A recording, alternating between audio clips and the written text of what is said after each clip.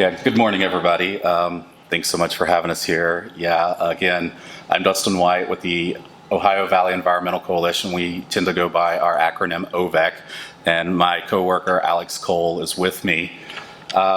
Just to say a few quick things, there are some handouts going around, so I'm going to try to address those really quickly. I don't want to dive too much into the details of those because I want to give plenty of time for Alex to talk a little bit about the steps that we are taking inside OVEC to kind of help facilitate what are the alternatives to this petrochemical future that they want for us.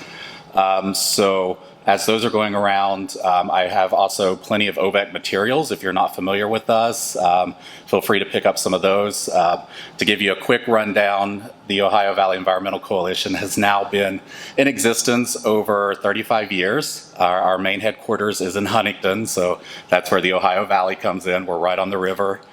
And we started with fighting a toxic waste incinerator that was coming in across the river in Ohio, and that was a win. We then took on a pulp mill, and that was a win. We took on Ashland Oil, and that was a win. And then we really took on the major players at the time, which was the coal industry and fighting mountaintop removal. And through our work, we had a lot of successes in stopping a lot of mountaintop removal projects, even though a lot of them did go into existence. And now we are taking on what we see as the new monster knocking on our back door, which is this massive petrochemical mega complex that they have planned for our region. And we recognize as part of that, even though OVEC really more focuses on what is the environmental impacts and the human health impacts of these types of projects, we recognize that there has to be an alternative side to this. We have to be able to debunk their false narrative of this jobs, jobs, jobs. So in doing that, I kind of come to think of it as kind of three principles that we kind of go by. And the first is economic development needs clean air and clean water. And I can speak firsthand to this because I do live in Charleston, and I was there during the MCHM chemical spill and water crisis. And just for those almost 2 weeks or more that Charleston was without water, our economy was pretty much crippled during that entire time. So it really put in the forefront just how important water is to our economy. And the next one is, it's not just transition, but diversity. You can talk just transition all you want, but if you're not looking at diversity too, you cannot have a sustainable economy. Because what works best for Pittsburgh, Pennsylvania is not going to be the same thing that works for Huntington, West Virginia. And that's the way a lot of these industries like to focus. We often hear that we have to make ourselves attractable for the next big industry to come in. And what we are trying to prevent is just another mono economy built around a boom and bust economy that's going to have this temporary rise in profits, and then we're just going to see the bottom fall out. I'm a resident by birth of the coal fields, and I have watched this firsthand from the coal aspect. And what they're doing with the oil and gas and petrochemical industry is going to be the exact same story. And the community must have the first say. Every time that some of these projects come in, it's always top down, and it's always these politicians and industries telling us what they're going to do that's good for us. And that brings me to the first handout, which is the Tupelo model of economic development. This model was developed in Tupelo, Mississippi, based on work done by Vaughn Grisham and Rob Gerwitt. I'm not sure if most folks in the room are familiar with this. Vaughn Grisham often teaches this as a course at Brushy Fork Academy, and that's where Brushy Fork Academy at Brea College, and that's where I first heard about this. But the Tupelo model is primarily focused on bottom-up economic development. And that starts with human development before you get to economic development. So the triangle on the page, if you look at it from the bottom, it starts with human development before you can even achieve economic development. So the Tupelo model outlines successful building of an economically viable community with a broad base, including human resources in the community. And some of the bullet points, there's several there, I'll just point out real quickly. Local people must address local problems. Meet the needs of the community as a whole, starting with its poorest members, not just as targets for top-down efforts, but as full partners in helping design those efforts. And then never turn the community development process over to any agency that does not involve the people of the community. And before a community can build or attract economic development, it is critical on work developing the people. So there's a lot of information online about the Tupelo model. So without going into more details about it, I suggest kind of do more research, but this diagram is kind of the starting point. And the second handout that's going around comes from the Just Transition Principles from the Climate Justice Alliance. And in that, I just want to focus on what's on page 6, which is what just transition is not, and avoiding false solutions. And false solutions extract and further concentrate wealth and political power.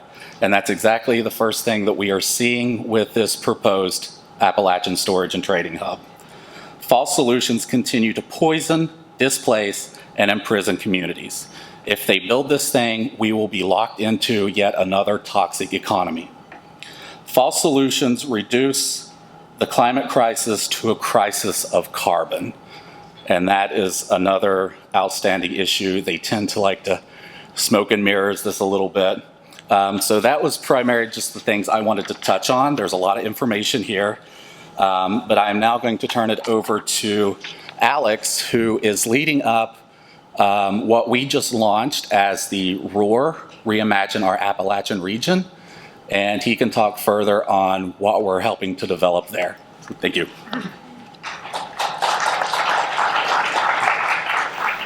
Yeah, thank you. As has been said, my name's Alex Cole. I'm from Mason County, West Virginia, about 3 hours downriver from here, and started working for OVEC late last year. And I really want to point out to everybody how huge this project is, because it is in our backyard, all the way down there, 3 hours away. I mean, this is a big old river, and I have a geography degree, and it's been amazing to me how many people don't know Pittsburgh is on the same river as Huntington, or vice versa. But this is a big old thing. I'm a farmer by choice. I'm on family land in Mason County that's been in my family for 6 generations, and activist by necessity, unfortunately, fighting this thing. But I was an extension agent most recently for West Virginia State University, so I've had a lot of experience firsthand in a lot of this economic transition work. And unfortunately, most of what I have seen has been misappropriation of funds and the funneling of funds to people who have no intention to actually help us. I've unfortunately seen a lot of tokenism, and I've been part of that, in that I feel like a lot of the top-down transition work, like Dustin has mentioned, has used us to funnel money to people from out of state that come in and get a salary job for a couple years and then turn around and leave. And I hate to use the word expert, but I'm a plant guy by training, so I've gotten called in a lot of times to see a bunch of dead strawberries on a strip mine, or lavender, or apple trees, or pigs, and I'm just look around and ask around and wonder who thought this was a good idea. And turns out it was somebody in Washington, D.C. with absolutely no experience in farming. And they're like, well, can you get it to live? No, sorry. Well, we already wrote the grant for next year, and we have $1.5 million to spend on lavender, so how do we get it to work?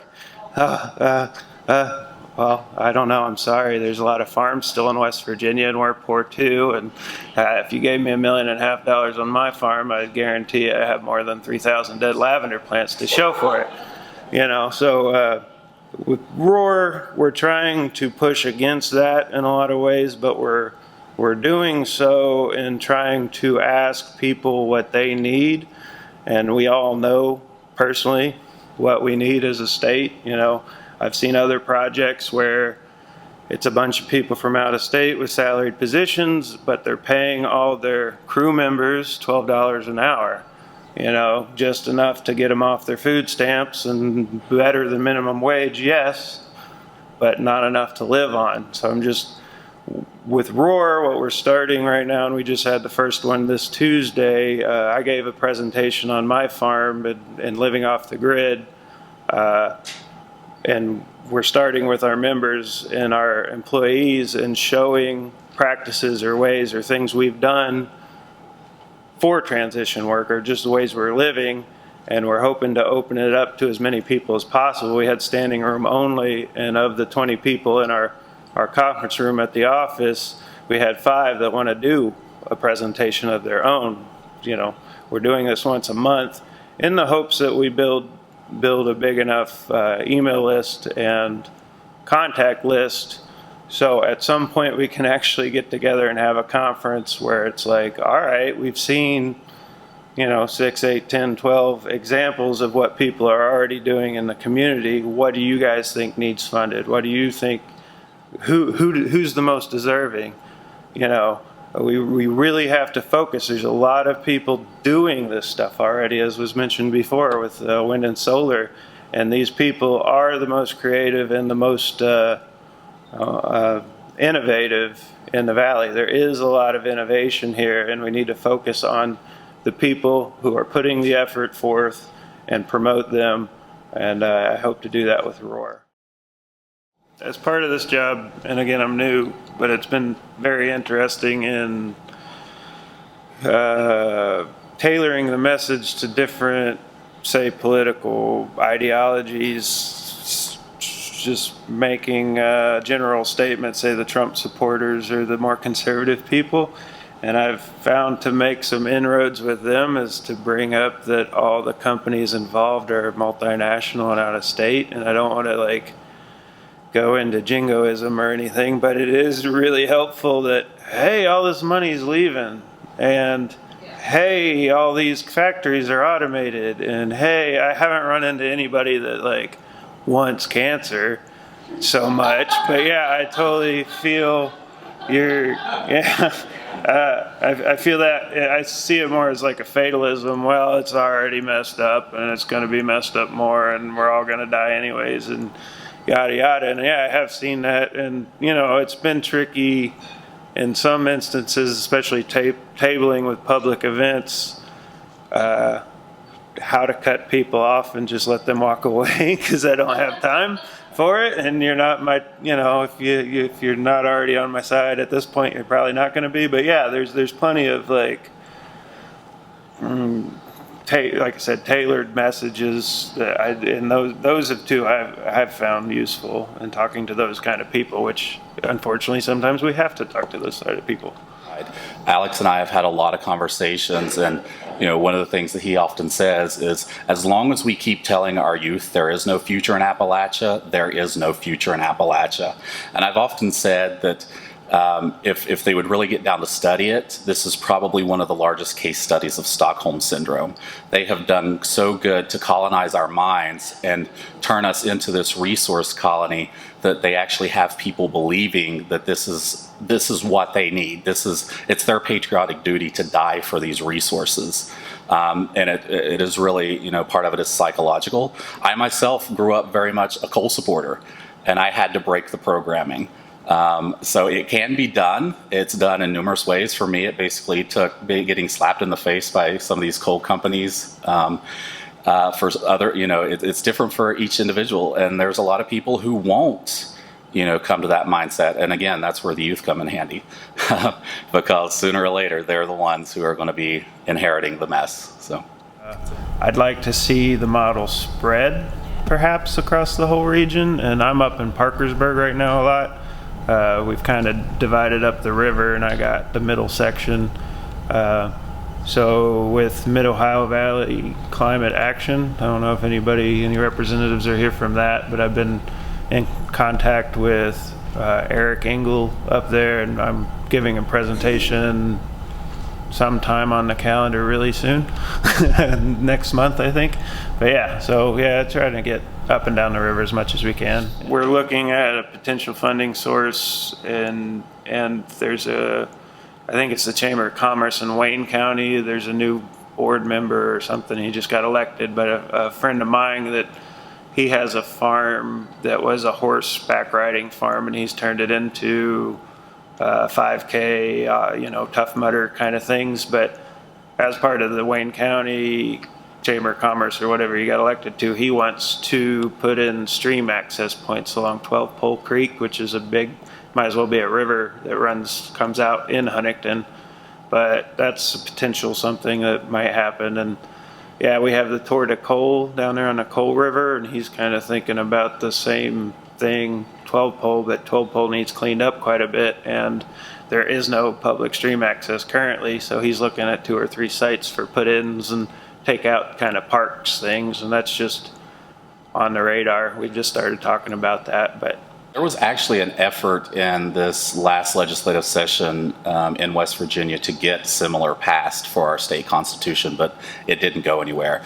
I can't stress enough, even just how important just the average citizen is to like even our work at OVEC.